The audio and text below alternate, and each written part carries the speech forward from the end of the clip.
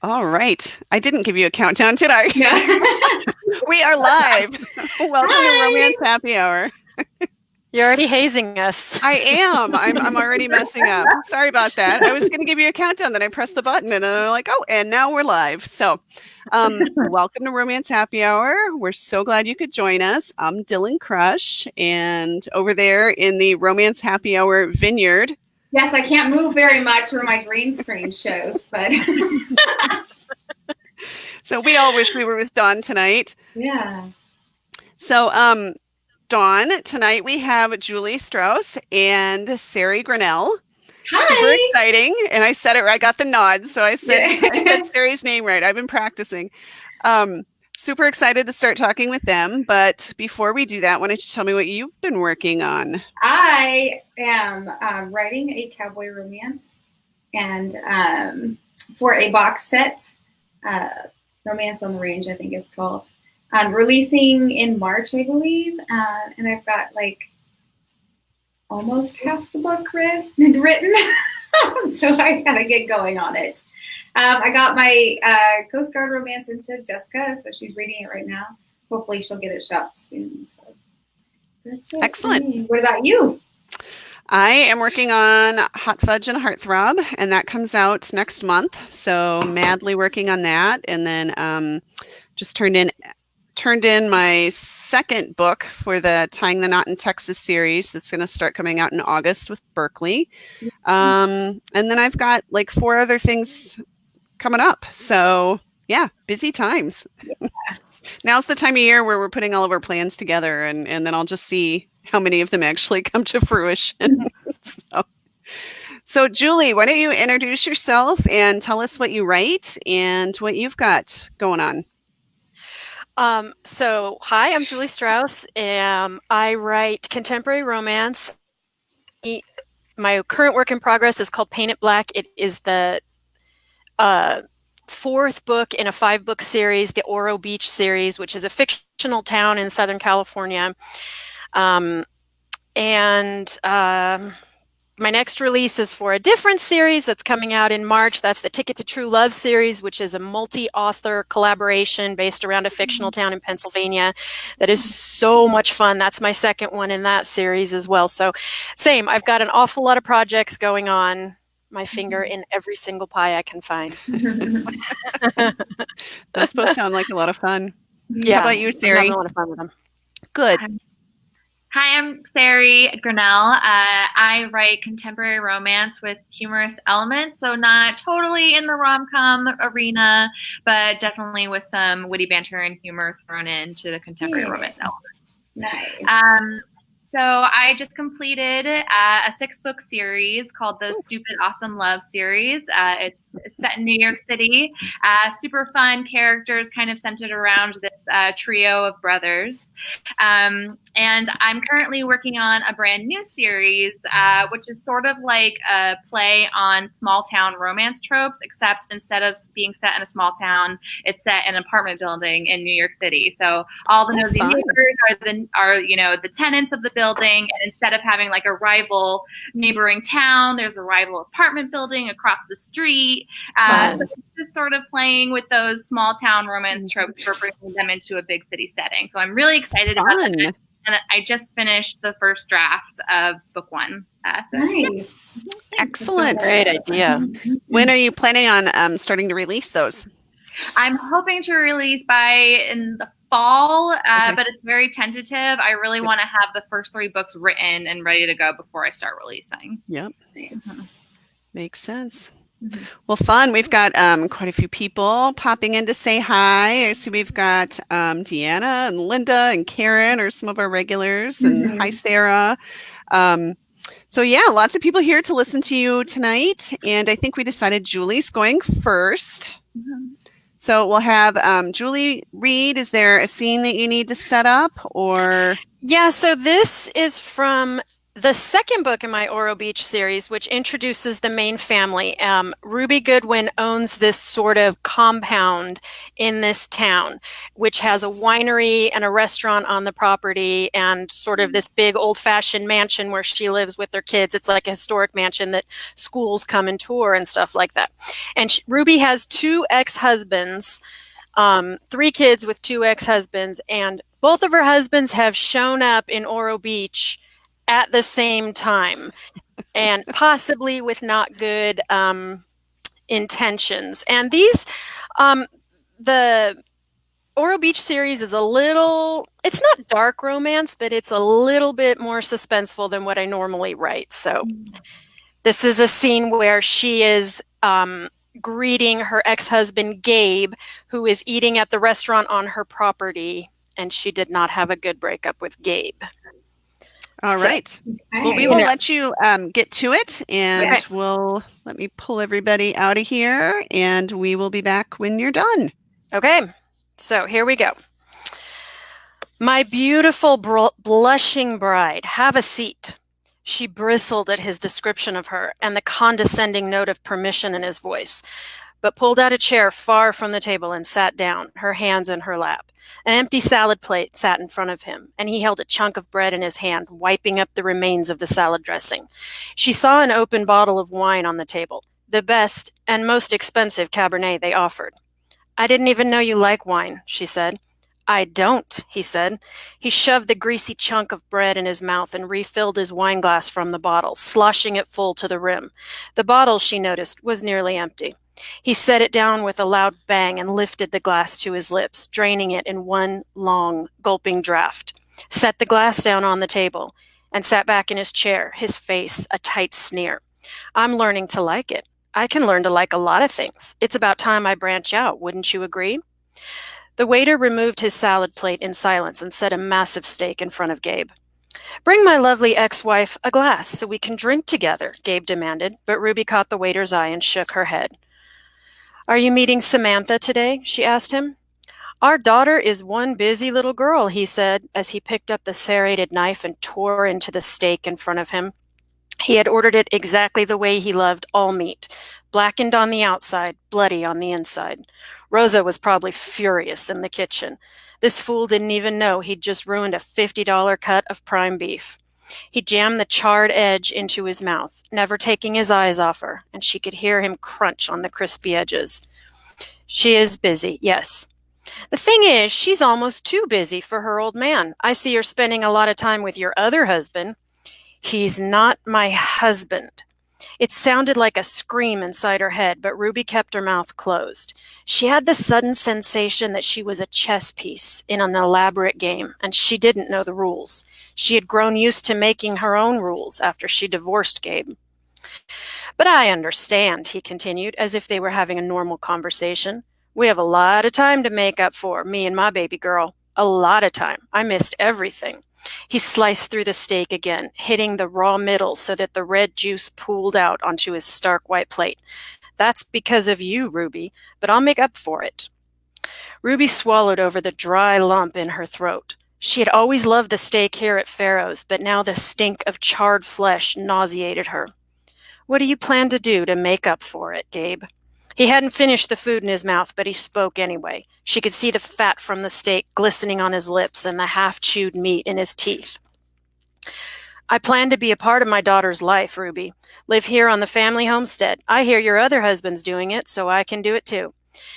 Calvin is not my husband, as you know very well, and he is not living here. He rented a house in town, and he is visiting temporarily. I can't stop you from doing the same. It's like you can read my mind, honey. It's like we're two halves of the same whole. Ruby swallowed a gag as he shoved another giant piece of meat into his mouth. Where do you plan to live, Gabe? Here at the mansion with all of you. We'll be one giant modern family commune. You and me and our daughter and all your other exes. Gabriel dumped more wine into his glass, draining the bottle. He held the empty over his head and called out to the waiter, "Bring me another one of these." He pointed the neck of the bottle at Ruby's forehead. "This is good. You know your stuff. Sure you won't join me?" "I am not paying for another bottle of that." He set the bottle between them, leaving his hand around it, his thick fingers so long that they encircled the whole bottle. Now that's not very generous of you. The waiter had arrived at their table with the second bottle, but Ruby put her hand on his forearm, and he stopped tearing the foil cap. You want to make nice with your daughter, Gabe? That's fine. That's great. She could use a father. But you will pay for your own wine while you do it. This one here is $400 a bottle. If you can afford that, by all means, have another. Gabe eyed her across the table. The waiter did not move. Ruby kept her hand on his forearm, gripping him with her fingertips. $400 a bottle. Gabe whistled a slow cat call that sent a frozen ice pick into her spine. God damn, you've done well, haven't you? Can't imagine who would pay that much for this, but what do I know? I'm the trashy ex-husband, not the classy one. His smile did not reach his eyes, and he turned his glare to the waiter, who stood frozen, waiting for direction. You know what? I've changed my mind. This shit isn't even that good. Bring me a beer. Certainly, sir. Would you like to see our list? Corona's fine, Ruby said, her voice a low, insistent directive. She looked back at Gabe, who had picked up his knife again. He sliced across the plate in a piercing scream that shot through her brain. You always could do that, couldn't you, Ruby? Make everything work out exactly the way you wanted it, and look innocent in the process. You always get your way. I gotta hand it to you, honey. You are the master. He shoved the last of the steak into his mouth, and she watched him chew it. She could see his tongue pushing the meat around in his teeth, hear the loud slurpy smacks of his lips. She had forgotten how much his eating nauseated her. Gabe, I don't want to fight with you. You do whatever you want, but I'm not going to finance it. Samantha's nearly grown up now. If she wants to spend time with you, that's her choice, but you're not welcome here on my property or anywhere near me. There you go again. Gabe smiled and tore off another chunk of bread, wiping up the bloody residue of his steak. Now here's the thing. You say I can do what I want, but you make it so I can't. You say I can see her, but she lives here and you don't want me on the property. You see what I mean? You manipulate everything to get what you want. You always have. That's how you got this place. Gabe still had the steak knife in his hand, and he waved it in the air, encircling the walls of the restaurant with its jagged edge. No, it's not. I got this place through hard work. If you think otherwise... She was starting to stand up when she said this, but he stopped when his free hand shot out and grabbed her wrist. She sat back down in her chair with a hard thump. Gabe's voice went hard and spiky. You stay here. We have business to take care of, me and you. The way I see it, you bought this place when we were still married. That gives me the right to half of it now. The bottom dropped out of her stomach, but Ruby forced a laugh. You're joking.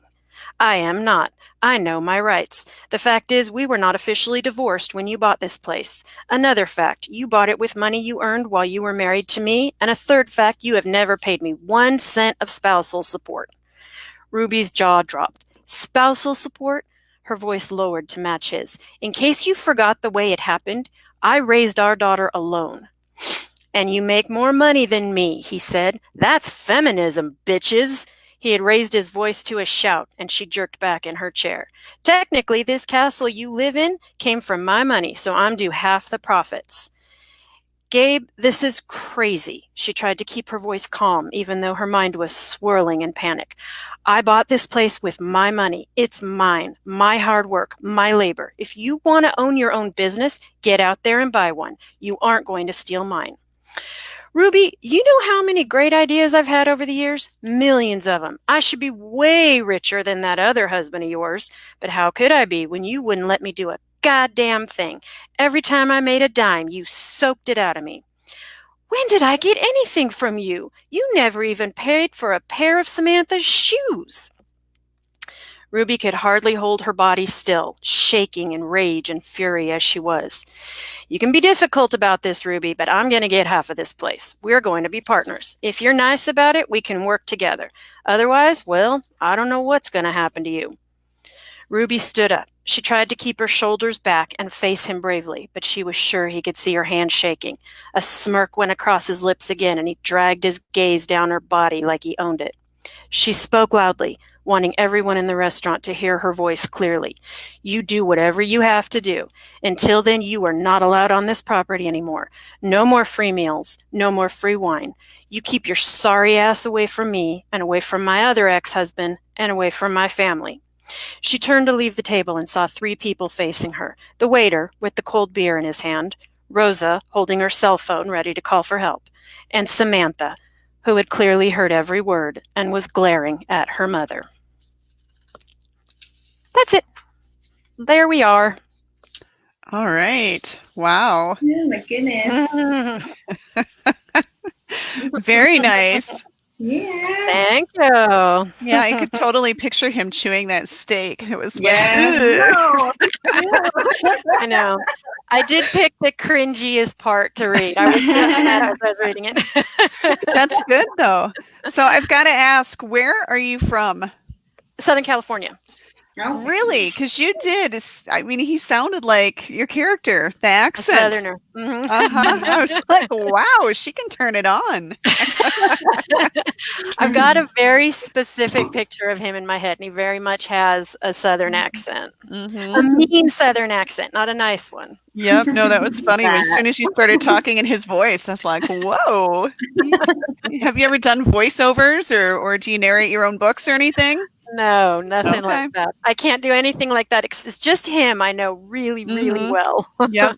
Isn't it fun when that happens though? And then, I mean, you hear him talk like that in your head when you're writing it. And yeah, Yeah. I love that. Okay. We do have some questions already. Alrighty. All right, let's see. We got, of course, Karen. She loves to know, how do you choose your titles? Julie, did you know at the beginning how many books that would be in the Oro Beach series? I did. I always knew this was going to be 5 books. The first one is about Ruby's best friend, and then it's Ruby and her 3 adult children are the next 4 books. And I think about music a lot, and this family is the town of Oro Beach is a very musical town. There's the first one that the main character builds a blues hall, and so I knew that everything in this series, I wanted it to have a song title. And I also wanted each song title to have a color. And so each book is a song color. There's Almost Blue and Ruby Tuesday, Goodbye Yellow Brick Road. Those are the 3 that are already out. The next one that's coming is Paint It Black. And the final one is Gold Dust Woman. Oh. And so I just wanted them all to have this, because this is going to sound very cuckoo author, but when I think of Oro Beach, the town that I created, I think of music and I think of these colors. I imagine these sunsets, and so I really fixated on the titles before I even wrote the books. I knew exactly what I wanted the titles and the theme of each book to be, and that's unusual for me because I usually have a really hard time with titles. I call it sort of Untitled Funny Winery Project. And that one eventually became Prosecco Heart. And I literally took that one to people and I went, look, this is what it's about. And I don't know, like it needs to have wine in it. Speaking of wine, I read your biography. Yeah. So is it true that, let me pull it up so I can get it exactly word for word here. Oh God. Okay, I had it. That you are the weird bookish lady who talks to your plants. And also, damn it, my freaking thing here. And also, are you a foul-mouthed wine drinker who laughs at inappropriate moments? Yeah. So you fit in perfectly here then, is what you're saying. What are you talking about, Dawn? Neither one of us know how to grow a plant. That's true.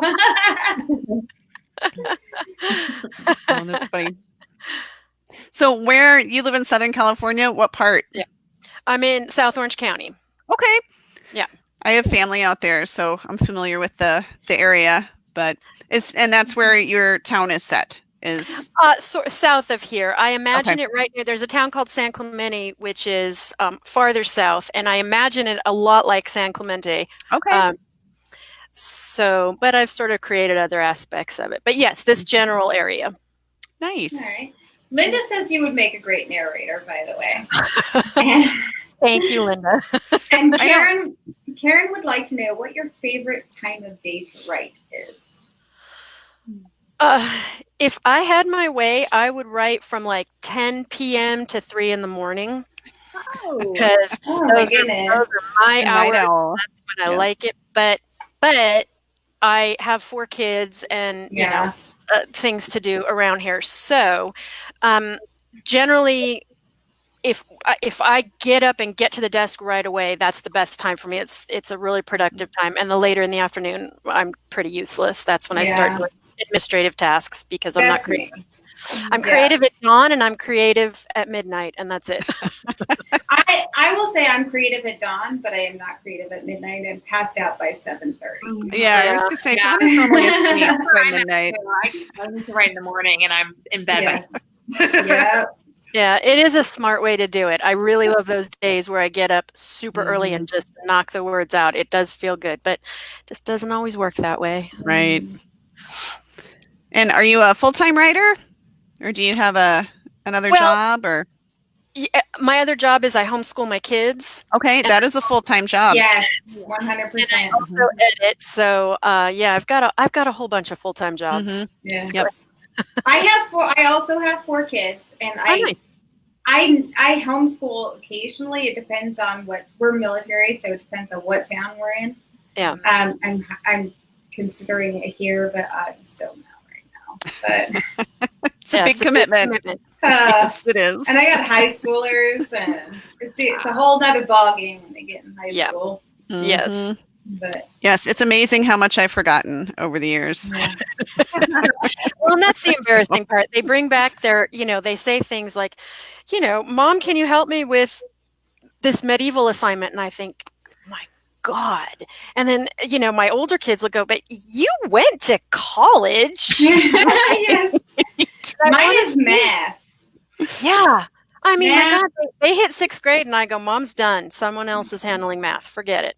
Well, they don't even do math the same way anymore. I mean, I thought, as long as you get the right answer, does it matter how you do it? But then I lost track with my son when I think he was like 3rd grade and they started doing sticks and bundles and all this stuff. And I'm like, they don't carry things anymore.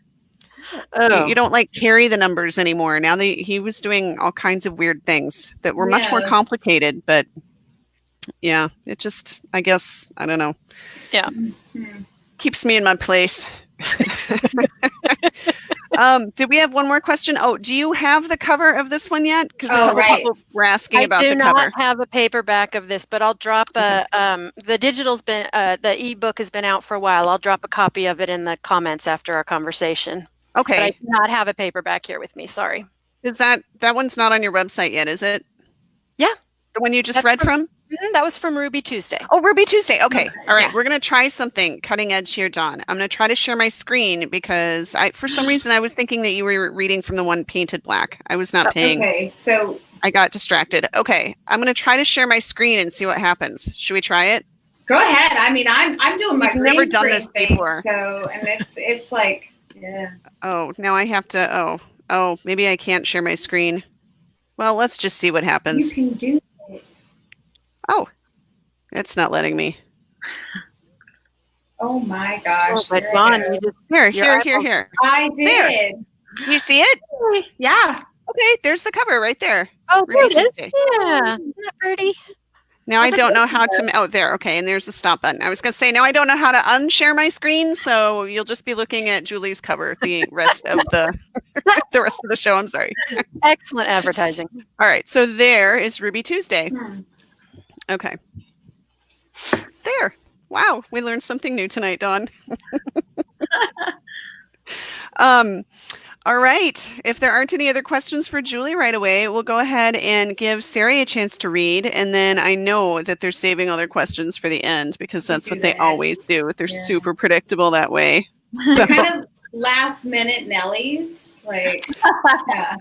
Well, I think it takes them a while to warm up. That, and they like it when we go over an hour and just keep them up all night. They like to draw it out. That's right. Party animals. So, Ceri, which book are you reading from? And do you have a scene to set up for us? Or I do. Okay.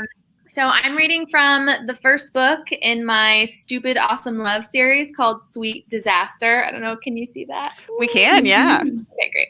Nice. It's my hero and heroine are Tony and Sophie. It takes place in New York City, and they meet in a rather combustible way. They are the type of characters who think that arguing is foreplay, and they basically start having this kind of fling relationship. And when Tony reveals to Sophie that he is up for a promotion that could potentially have him moving to Rome, they get into an argument, and she decides that she can't be in a relationship with him. So Tony is making it his mission to convince her that we could be together and let's just try it as a fling and see what happens. And that's kind of what is happening in this scene. Sophie is sitting on the stoop of the building that they're neighbors in, and Tony is about to come out to sort of apologize to her for the fight that they had. All right. Okay. We will leave you to it. Okay.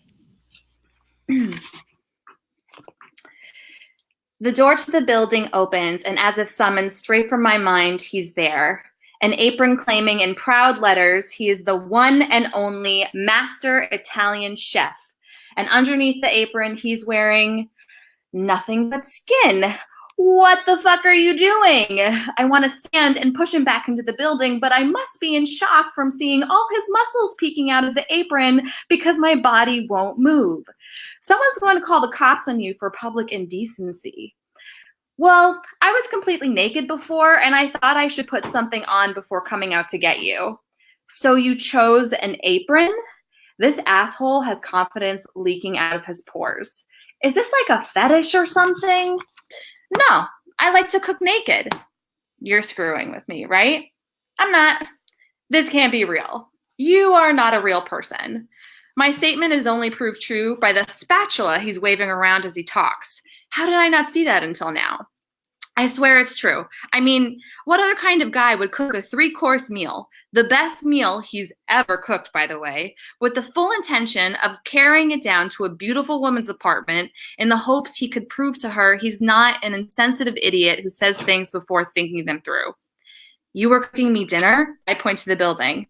Those delicious smells are coming from your apartment? He sits on the stoop next to me. His bare butt is on the cement. He's going to need to disinfect his ass for a month. I made my favorite meal for you. Garlic bread, gnocchi, a little antipasti, vodka sauce. He kisses his fingers in approval and sends it to God. You made all that. When did you have the time? His bare leg rubs against mine. He's doing it on purpose, and though this whole vision is somewhat tempting, I'm not about to give in and forgive him instantly. Where would the fun in that be? Okay, so I didn't make it all from scratch. You're right. I'd need to invent a time machine for that. But I did make the vodka sauce. I had frozen from the last batch I made a few weeks ago, and I promise it's even better now. The bread, the gnocchi, and the antipasti came from my favorite Italian deli. I swear you've never had meat sauce until you've had their meat sauce.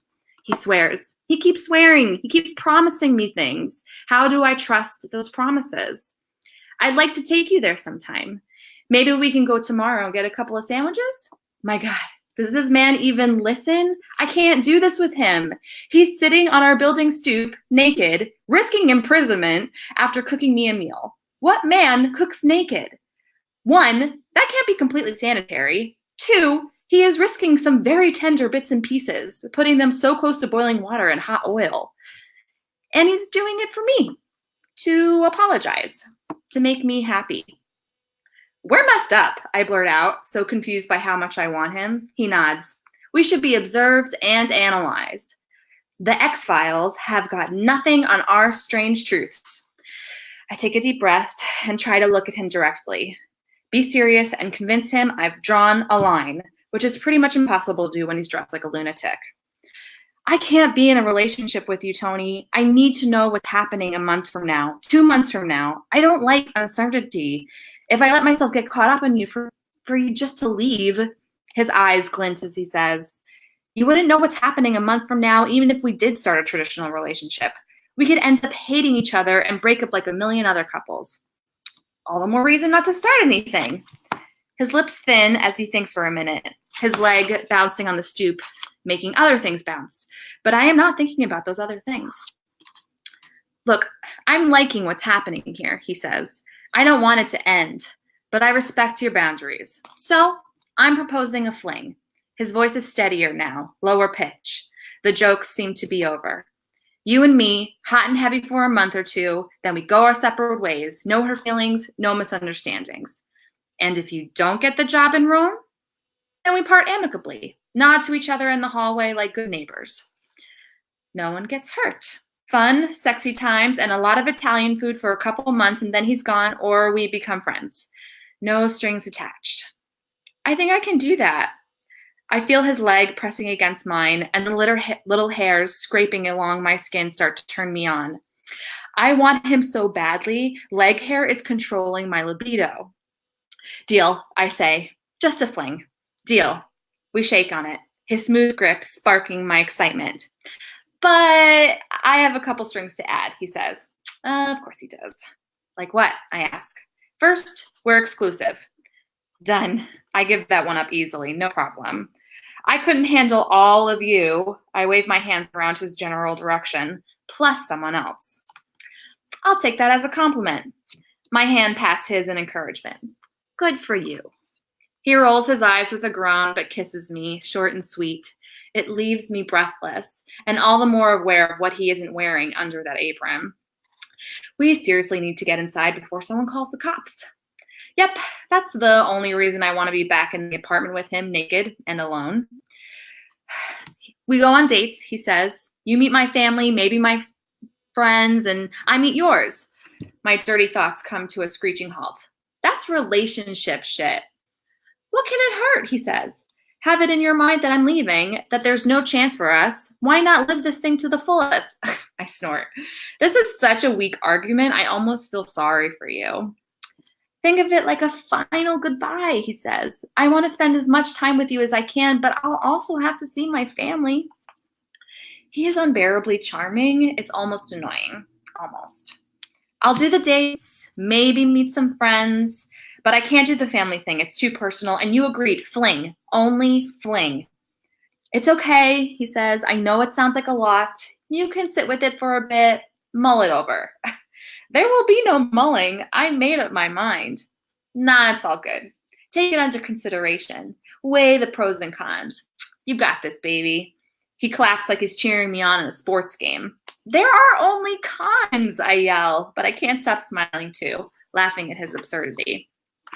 You only say that because you haven't had my mom and pop's cooking. He keeps making concessions, little adjustments to suit my weirdness. Hell, he is sitting here, bare-ass naked, on a filthy stoop, attempting to coax me into a meal with him, seducing me with laughter. He's apologizing in his own peculiar way, and Tony has many peculiarities, most of which I have yet to discover, but there's one I know intimately. Tony likes the fighting. In fact, I think he enjoys it so much he came out here wearing nothing but an apron to cajole me into a fight. He knew I'd be outraged, shocked, into an argument like an electric charge to a failing heart. He understands what kickstarts my lust, my passion, because it's the same for him.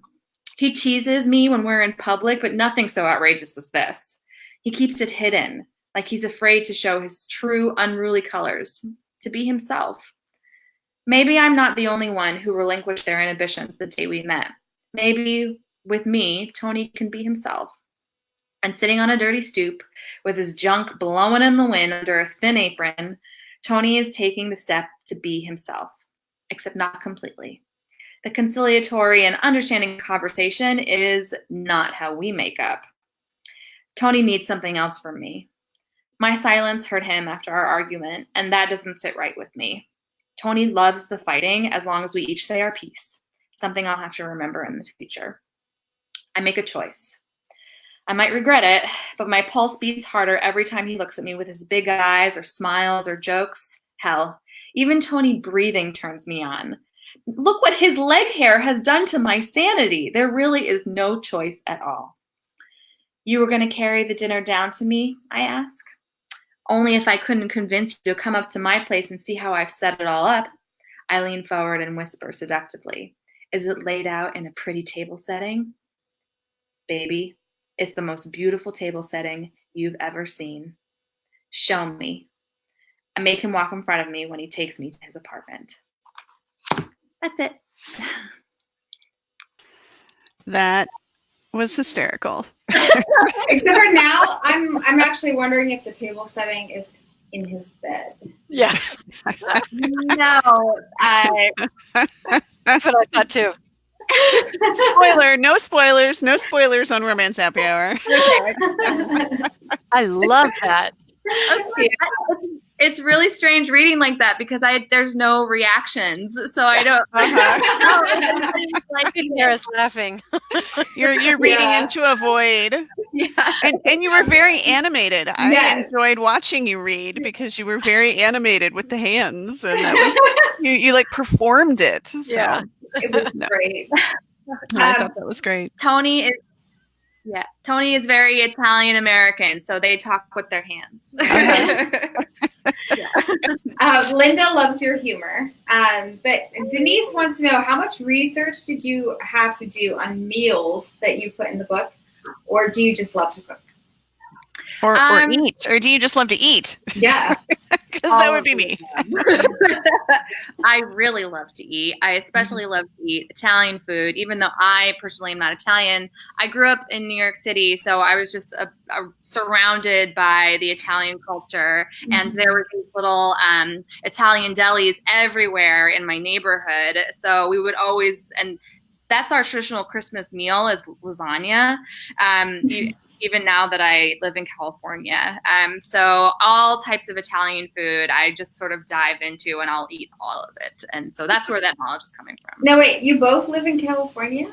Yeah, except I live in Northern California. I live in the Bay Area. Mm-hmm. That is one state I have never lived in. If you watch our show at all, you'll know that Dawn really gets around. So. Yeah, you make it sound like I'm a slut. We know. She's lived pretty much, I don't know, it seems like everybody we have on, Dawn has either lived there or knows someone who lives there. Or been there, visited there. Yeah, it's kind of funny. Yeah. Well, military family, so yes, you do.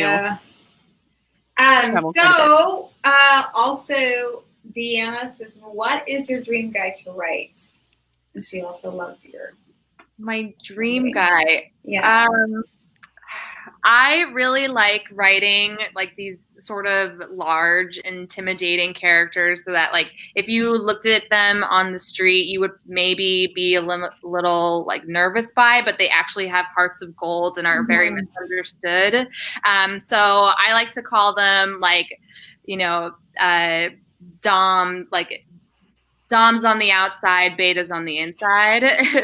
Sort of like my ideal hero.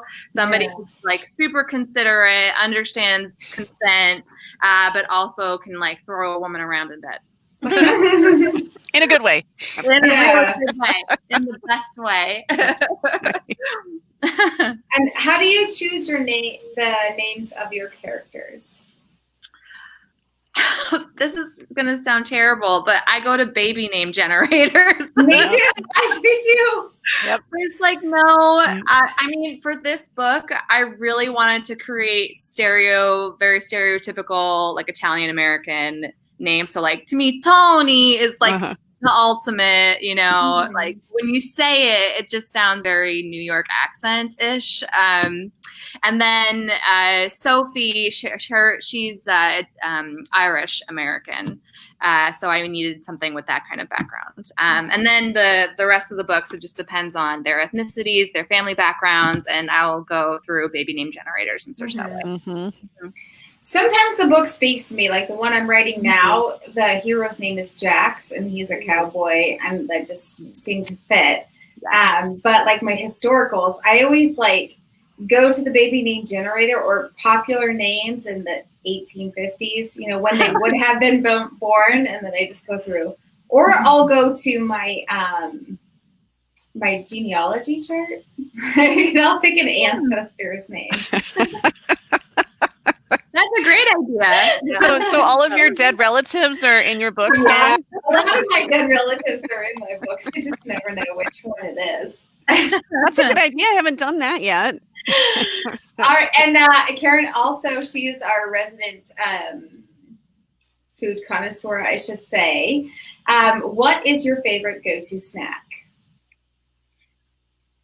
She likes weird snacks, so the weirder you get. Yeah, be careful what you admit to, because she might challenge you to taste something weird. Yeah, she might. On Facebook later. We love her she for wanted. it. You bought it though. You tried it. What was it that you made your daughter try? I don't remember. I don't remember now. I've had 2 glasses of wine. Oh my gosh, I need to remember things. I told you we had to be on our best behavior tonight. But I'm behaving, right? I did. I messaged her ahead of time. I'm like, she did. Need to be on our best behavior tonight. And I said, that's fine. I'll just be broadcasting from the Romance Happy Hour vineyard. All right, snacks. What? Oh, Dr. Pepper cotton candy. Thank you, Karen. I thought it was cotton candy. Yeah, your daughter didn't care for it. No, I think my son ate it all, though. So, boys. All right. So what are your go-to snacks? Yes. My favorite naughty treat is it's actually a drink. It's bubble tea. I've heard of that. It's just so sugary that I know I can't have it all the time, or else I'll be on a sugar high. But I love bubble tea. But a normal snack for me would probably be toast with almond butter with honey on top of it. So yum. Like that. Ooh. That's almost healthy, though. Yeah, I try to be healthy. It doesn't always work. Linda's threatening me, Dylan. Oh. Yeah. She says behavior she'll force you to eat Thrills gum from Canada. Well, now I'm curious, though. She lives in Toronto, Dawn, so I wouldn't be too scared because I don't think she's going to cross the border for you. She'll send it to me in the mail, though. How about you, Julie? What's your go-to snack? Oh, or does it change based on how close you are to your deadline for your book? No, it never changes. It's always M&Ms. Yeah. I thought you were going to say wine. Plain peanut. M&M's plain. Do not mess with them. That's all. That's a dance. The only thing that changes is the size of the bag, depending on how close I am to the deadline. Yeah. Do you like M&M's and popcorn? Yes, and that is excellent. And also M&M's and pretzels. Ooh. Mixed together. You get the sweet and the salty. That's when I'm trying to eat healthy, Yeah. Right. Add in the pretzels for health. Right. See, that's what I do. Well, not the pretzels, but the M&Ms and popcorn is what I do when I want to appease my children and let them think that the night is actually fun when it's really not. It's some sanity. So you guys are going to watch a movie and shut up. Yeah. So here's some popcorn with M&Ms to make you feel like it's a special night. Yeah. Karen is saying that she has tried strawberry nut M&Ms. No. Oh, M&Ms. Okay. I was scared there for a second. Strawberry nuts. No, not strawberry nuts. I never even heard of that. No. I have not heard of strawberry nut M&Ms. But it seems like they're coming out with all kinds of weird ones all the time. We tried the caramel ones? And they're all shaped kind of different. There was a jalapeno one that I tried at one time. You know what else we tried? We tried the hazelnut ones, and I was hoping that they would taste like, Nutella stuffed in. They weren't that great, but we digress. Yeah, we do. Were there any other questions over there, Dawn? I'm going to look real quick. Because otherwise, I have all kinds of questions. I will tell you an interesting story about the food question. My first book is called Hungry Heart, and it's about chefs.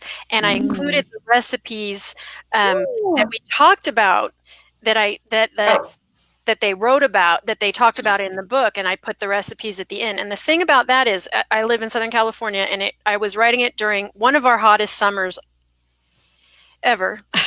And it was 105 one day, and it was the week I was testing the recipes for roasted pork shoulder, and I would have to crank. And I always thought recipe testing sounded like the most fun job on the planet. Like, oh my God, you just get to cook these cool things, and what a great job, because I love cooking. And I had to make a roast pork 6 days in a row because I kept messing with this recipe. And my husband would come home and it'd be like 110 outside, and I would have the AC like jacked down to 60 degrees because I had the oven on all day. And when it's blazing hot and everybody's like, I just want a popsicle. And I'd be like, here's another 5-pound pork roast everywhere. It was horrible. And it made me really start thinking about like these food bloggers, they always have to prep in advance. So, right now they're trying to come up with summer salads. And in the summer, they're trying to make Christmas cookies. And I don't think it actually sounds like that fun of a job. No. They're paying $8 for a watermelon right now so that they can make your citrus salad or your, Yeah. And then they have to eat it. Nobody wants watermelon in the middle of winter. It's terrible. Not right now. Yeah. So food blogging is not in my future. Is it? Have you had any interesting jobs that we might want to know about, though, in your past? Either one of you? Now I'm curious. I mean, I don't know what interesting is, but I was a theater major in college. I studied technical theater, so costume design, set design, all that kind of stuff. Fun. And I was a stage manager right out of school with a touring children's theater show. And I've visited every single state in the country except 3 on this tour. So it was basically just me and 6 actors. And we drove around in a van with our costumes and our sets, and we would set up the production in a theater one day, and then it's an hour-long show, and then we'd have to break it down and drive 6 hours to the next place, and it was crazy, but the show was adorable. It like taught kids how to negotiate and what impartial parties are in negotiations, all through like cows and ducks and singing. So it was really, really fun and an amazing experience, and I did that for about like a year and a half after college. Wow. Nice. That is cool. Yeah, it was fun. I don't have any. Nothing? Standard jobs. I kind of went right into, I'm pretty old, and I was a research assistant at a movie magazine, and this was back in the days before we had the internet. So we had this room, the research room was just this giant wall of reference books, and writers would submit articles to us, and we had to go through, by hand and validate every claim they made. So if they said Tippi Hedren was in 8 movies, I would have to go look it up, and I would have to jot down that I had found those facts and the 8 movies Tippi Hedren, or however many. And if I could only find 7, I would have to go to another book, and then I would have to call, the Hollywood. I would have to call archives and go, now I've got, how many movies was Tippi Hedren in? And and I loved it. And it was really technical and the type of stuff that a lot of people think is boring, but I loved it. It was such a fun job. That is an interesting. I didn't even know that job existed. I didn't either. Yeah, it was great. Every single fact had to have 2 checks on it. And that means I had found it in 2 books. Wow. Yeah. Yeah. Real quick, Julie, Linda did want to know, can your series be read as a standalone, or is it better to read them in order? It's better to read them in order. They could be read as standalones because each person has their own story, but they're better in order because their past. Yeah, mine are also standalones, but they are part of an interconnected series, so it would be better to read in order. And how many are in that series, Ceri? 6 books. Okay. 6 books, 1 short story, and a novella. Okay. And is it complete? Yes, I just published the last book, Distract Me, in December. Okay. Nice. And one more question. Which famous author would you like to meet at, how do you say it, Dylann? Mendota Cafe for coffee? Yes. Karen is mocking me. Karen came to Minnesota, and she messaged me, and I don't live anywhere near where she was staying at her hotel. So I found a place online where we could meet for coffee, and it sounded nice and it got good reviews, but it was in the basement of an office building. And so she got there, and we were the only 2 people in the whole place. And it was kind of this dim, dark, I don't even, they didn't even look like they were open. So yeah, so that's kind of a little bit of an inside joke. So yes, Karen would like to know. I think the big takeaway is she'd like to know which famous author you'd like to meet. in person, not at the Mendota Cafe. Oh, Or you may have already met them, because we get to meet a lot of cool We people do. at a lot of the conferences and stuff. That's really hard. I have so many favorite authors.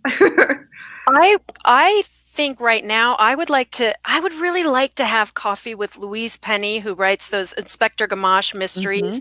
And I'm new to mysteries, but hers are just magic, what she can do with the plot. And I actually did go see her speak in Los Angeles once, and I thought, I do this for a living too, and I've met hundreds of authors. This is not a big deal. And she gave this hilarious talk, and she was so smart, and I literally went up to her and I was like, I would really like it if you came to my house for dinner. She was so nice to me, and she had literally told a story about having dinner with the Clintons the night before, and then there's me like, do you want to come to my house for dinner? And she was like, I can't tonight, but and I walked away like, oh my God. I know.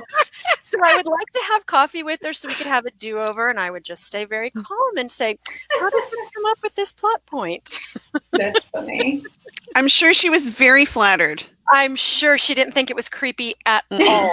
No. Yeah, it's crazy meeting some of your favorite authors. I mean, with us, we meet so many of them. I think Linda Lale Miller is the last one on my list of favorite authors to meet, except for Jane Austen, but I don't think I'm ever going to meet her. Eventually. Yeah, eventually. Just don't be in a hurry, okay, Dawn? No, thank you. And Karen, you're so sweet. Karen. How about you, Ceri? Who would you like to meet? Yes. Or who have you met and fangirled over? Oh, fangirl. I love it. I did meet Nalini Singh, who was just the most charming, wonderful, sweet person, and I definitely fangirled over her because her books like the Side Changeling series and the Archangel series were part of like the first few really romance books that I ever read like forever ago that got me into the genre.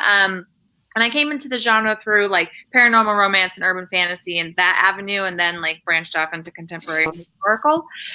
So meeting her was such an amazing moment, and all we did was talk about the fact that I named 2 of my cats after her character. I was going to say, I thought I just heard a cat. Yeah. Was that your cat? Yeah, I locked them up for this so that they wouldn't be annoying, and then they escaped while I was reading my excerpt, and I was like, damn it, they're going to jump in front of the screen while I'm reading something about... That's okay.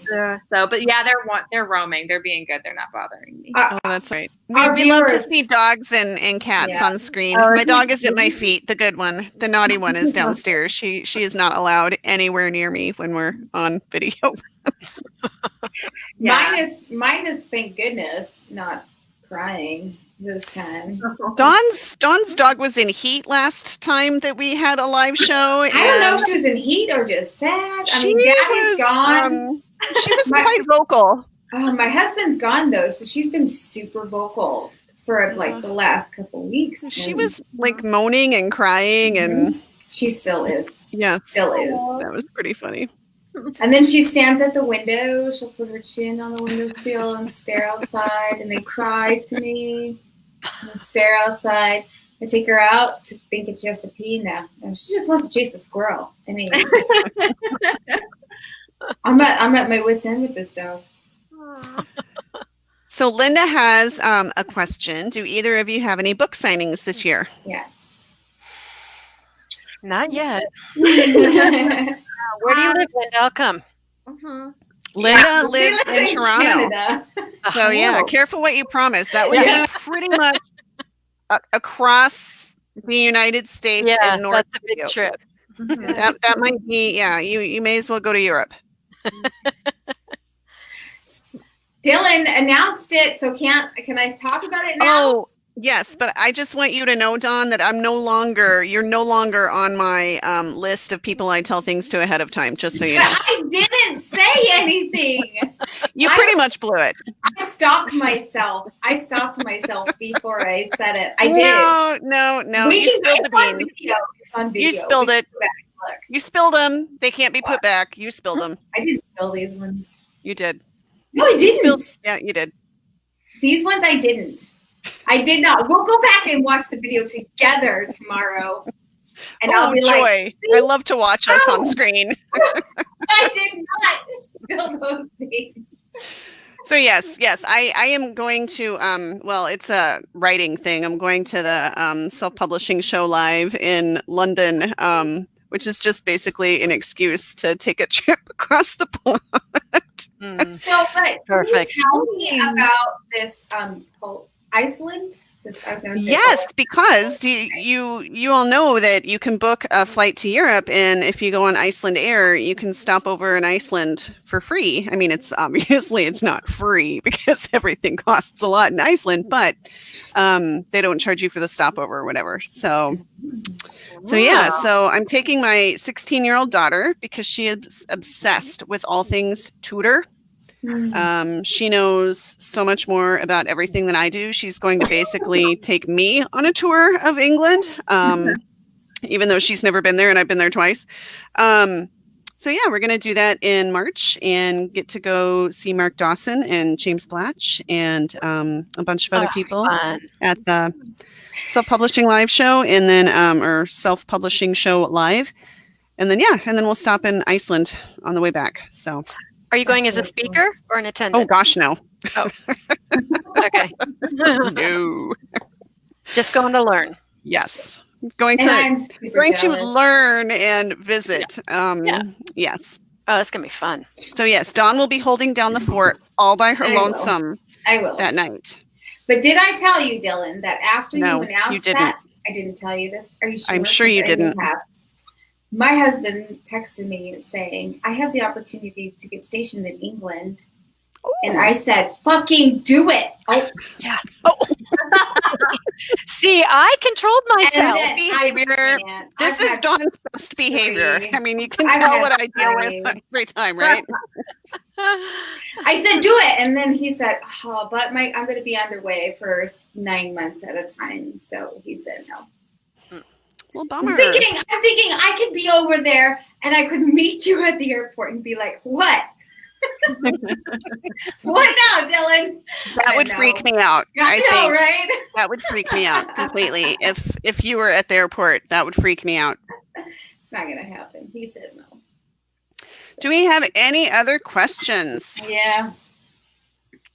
Oh, and actually, you know what? I am doing a book signing in April, the Northern Iowa Book Bash. I just signed up for that. I've never been before, and it's regional. So it's close. So I'm kind of excited to take part in that because it's super duper close.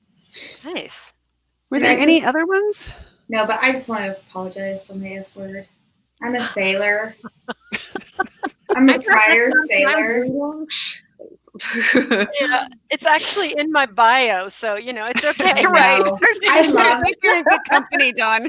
Can I just say how much I loved your bio? And I'm like, oh my God, we're gonna have so much freaking fun tonight. So where's your wine? Dawn is feeling, yes. Dawn is, well, I mean, you're in the vineyard, Dawn. I'm in the vineyard. By the way, I did want to point out, though, now you've kind of moved a little, but that the size of the wine glass that was over your shoulder when we first started, your other shoulder, it was that very wine glass. You moved, yeah, but the wine glass, like those are my size wine glasses. Those are. I said they're like as big as her face. So. I just thought those were kind of funny. I had to try to find something. I was like, I'm gonna do something fun. I gotta try this nanny cam thing out. Yes. And I'm really gonna work on my lighting though. So. There's always next time. Well, I'm married to an electrician, so if he can't figure it out when he gets home, then we're gonna have to talk about him being an electrician.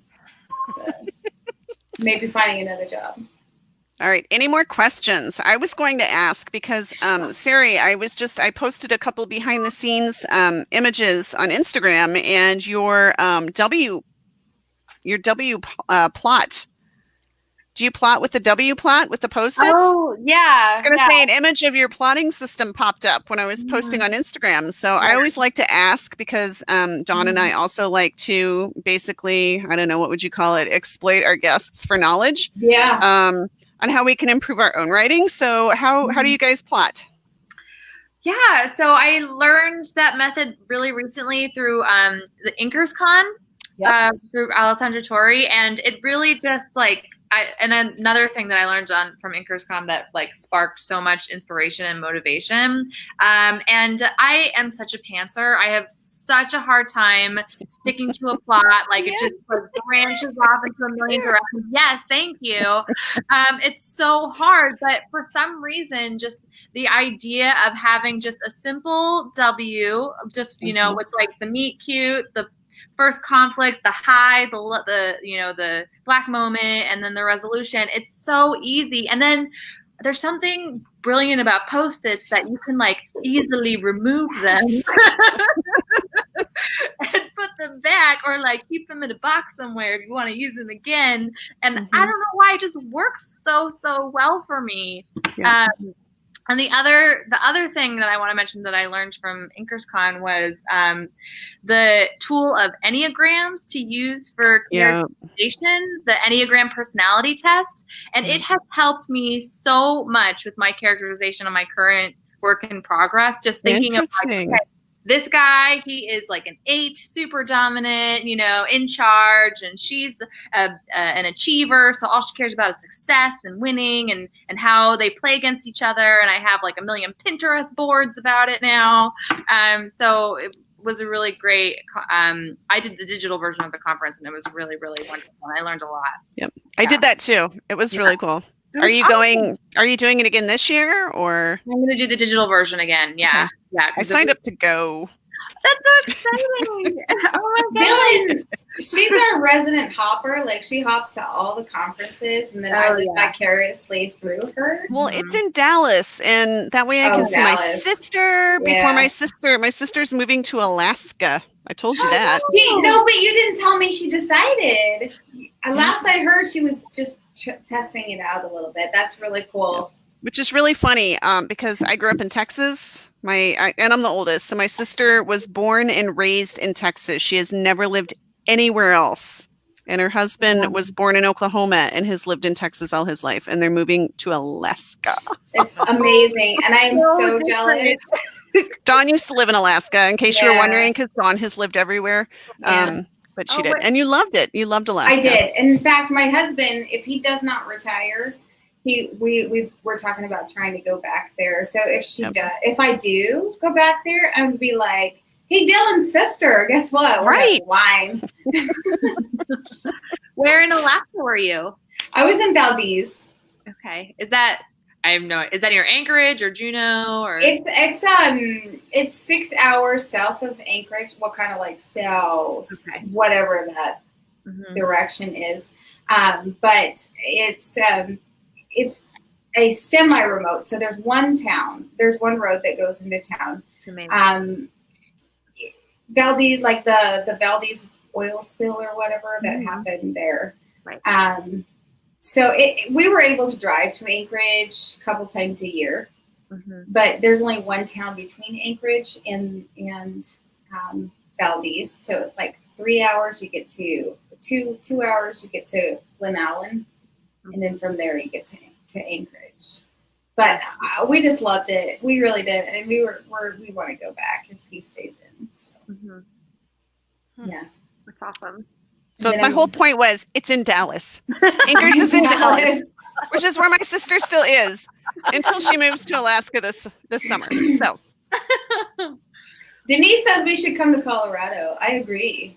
Ooh, I was in Colorado. We went to. Did you go to RWA in Colorado a couple years ago? I did. Yep, I was there too. Yep.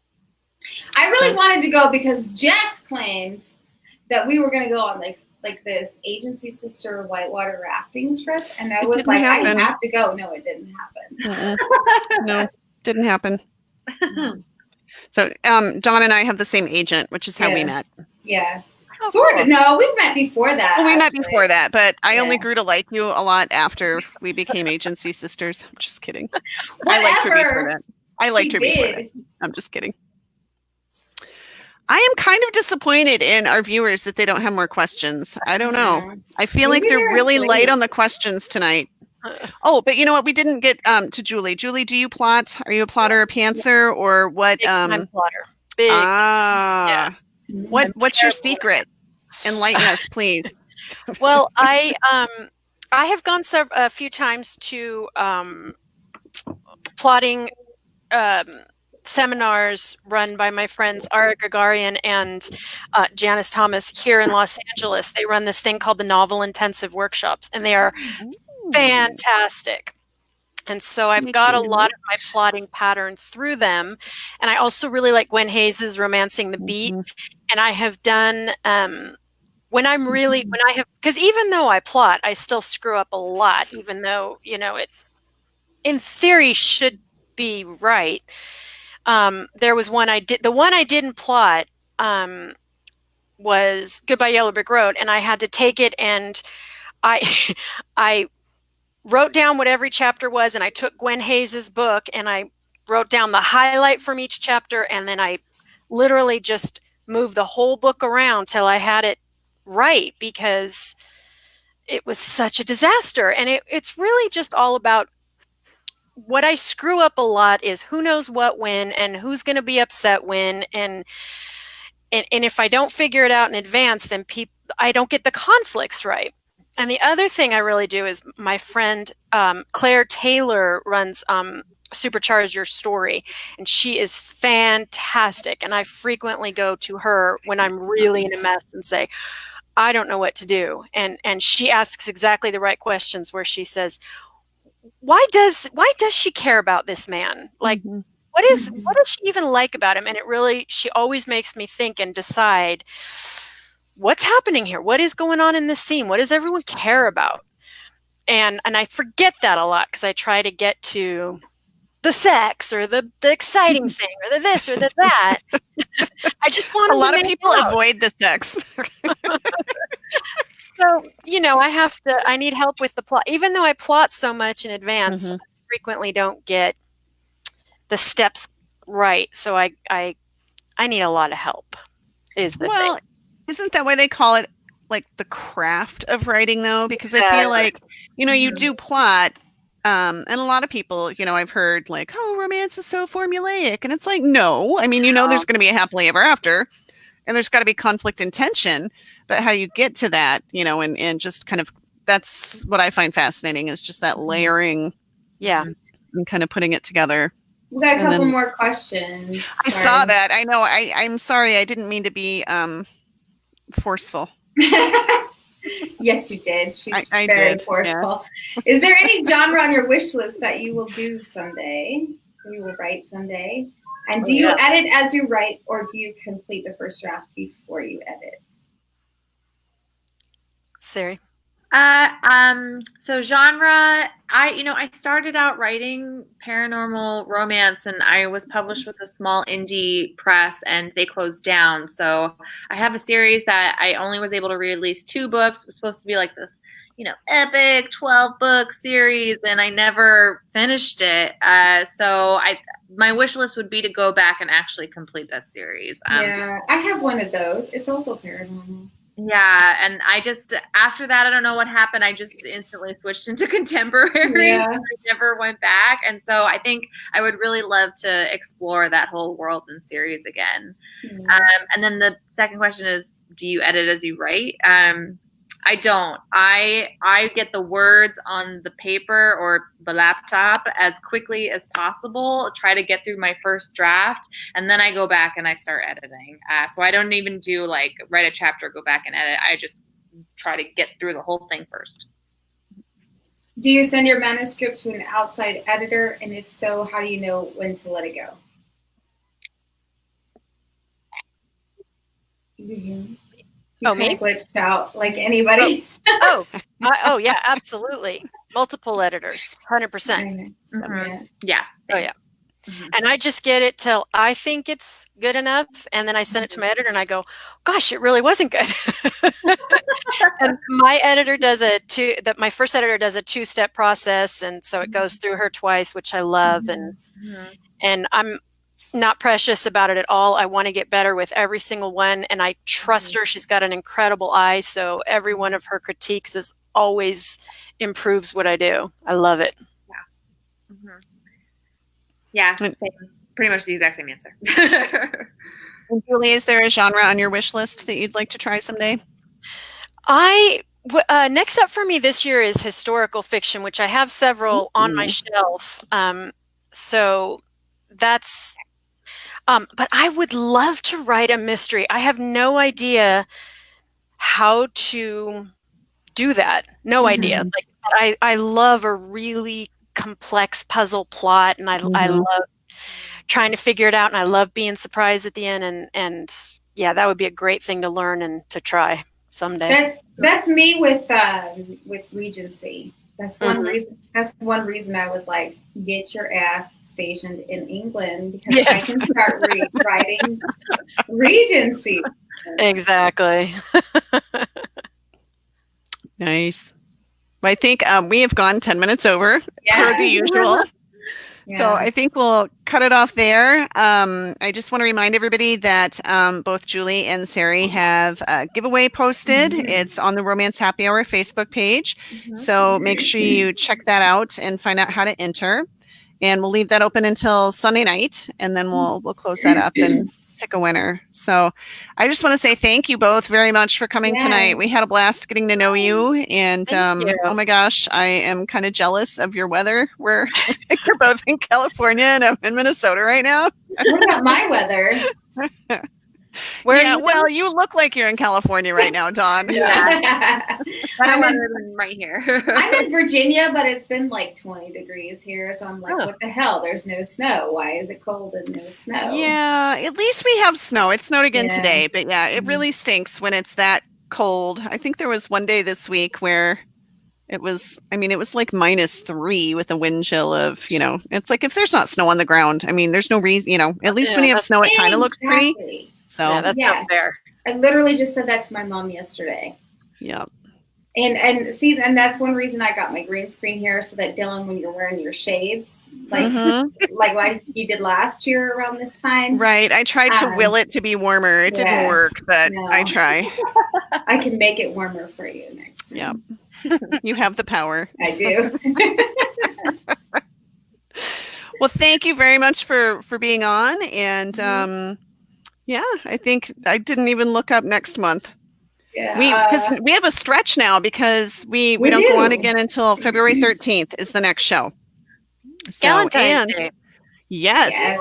And I would just like to say huge thank you to Dawn, because Dawn figured out how to put on our website. You can go and look and actually see who's coming on next time now. Yes, and I will be updating it, I promise. Yes, if you scroll down to the bottom of our homepage, you can actually see. I think we've got the next 3 events posted, so you can see who's coming on. So Claire Marty. Yep. Is the 13th, and then I don't know. Wherever that is going to kill me. It's on the website, Dawn.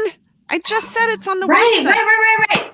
Right. But that's the name I could not. That wasn't on there. Oh, you had trouble with that. Okay. Yes, we will post it. We will. We will let you all know. All right. Any parting words? Thank you. Oh, sorry. Thank you so much. No, thank you. Thank you so much for having me. And for anyone who's interested in my books, I have a website, CeriGrennelle.com, and follow me on Instagram and all that other social media stuff. Yay. Yep. Same. All right. Yeah, and all of your details are on our website too. Yeah. We've got your bio and how to find you and everything. So awesome. All right. Well, thanks for joining us, everyone, and we hope you'll tune in next month. Bye. On February 13th. We'll see you then. Thank you. All right. Bye. Bye.